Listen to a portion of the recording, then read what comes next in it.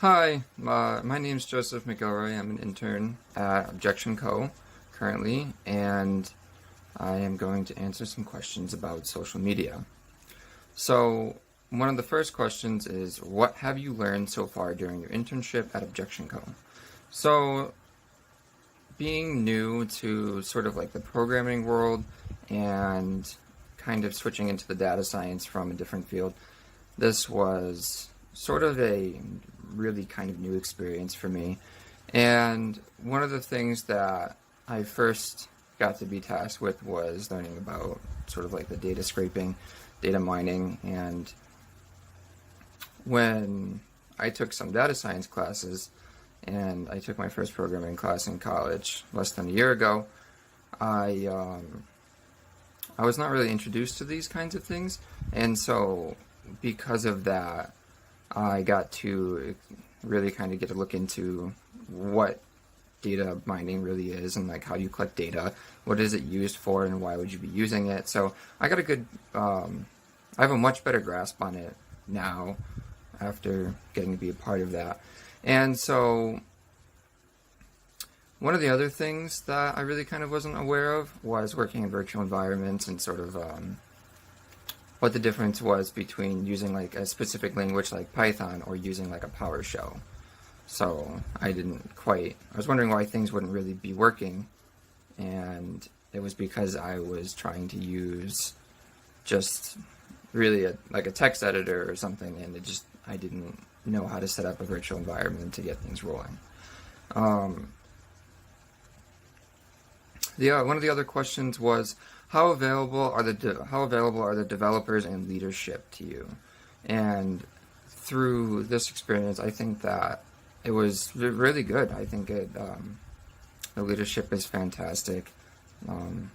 I think the developers that I worked with are phenomenal. They really know their stuff, and they were able to explain it to me and explain things to me without being like, "Hey, this is just the answer." And it was really, really high quality. The next question is, how challenging is it for you? 0 to 10, 10 being the hardest. And so, coming from someone who is relatively new to things and really spent less than 6 months really trying to learn about programming and trying to grow in that, I would say about a 5 or a 6 for me personally, because some of the tasks here are a bit different than things that I've been used to. So that's where I stand with that. One of the other questions, the next question is, what types of companies are you researching for review fraud? And for the types of companies I'm looking into specifically, the ones that I put together, or at least the more important ones, to give examples of, I'm looking into law firms, dental, advertisements, film and video industry, different kinds of vehicle dealers, surgeons, architects, carpenters, and then some more that fall along very similar lines to that. The next question, what metrics are you looking at?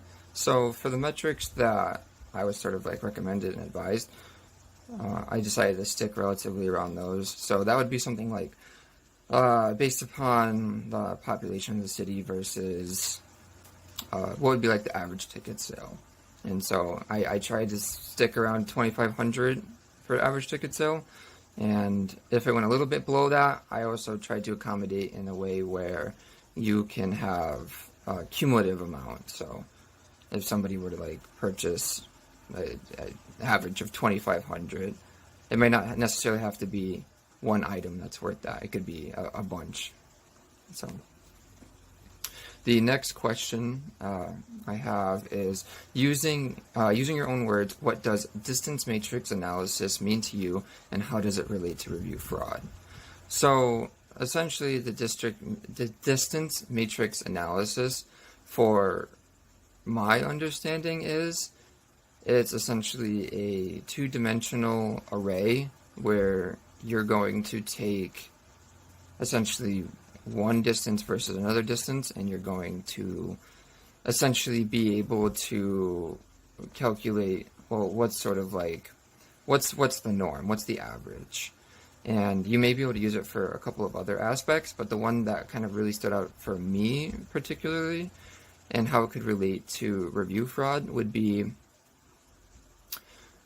you would be able to essentially take a location of a business, and then you'd be able to compare that to essentially how review, or where reviews are written. So if a review is written in California, and then you got people that are reviewing like this bakery or something like that, and they're reviewing it from Europe, and you got like 50 people reviewing it from Europe, that could be an indicative factor of saying that, no, this could probably be fraud. And so for my next question, using your own words, what does review pod analysis mean, and how does it relate to fraud? So looking at review pod analysis, I think the easiest way to explain it is, what sort of, are these reviews coming from essentially the same place? And what I mean by that is, if you were to take sort of like a pack of people, and you wanted to see, well, where exactly are they and what are they reviewing? And if we were to take that specific example about like maybe like the bakeries out of California again, you could really kind of be like, all right, so if there's a pod of people, or like a group of people that are reviewing it that are within like 25 miles of it, that seems really reasonable, and that seems like an acceptable pod of people. And the reason why that's super important to know is that could tie into machine learning and saying that, hey, so these pods are sort of like what we kind of want, and then if there's like pods where it's like, we want to, again, like they're over in Europe, and you got these group of people in Europe that are reviewing this bakery in California, it seems very, very unlikely that they're going to, all these people from this one small area in Europe that are going to want to go to this specific bakery in California. It just doesn't seem likely. And so that could be a kind of way of saying that these could be people that are being paid to give either really good reviews or false reviews. And so I think that ties up what I was supposed to answer as far as I understand. So thank you very much. Bye.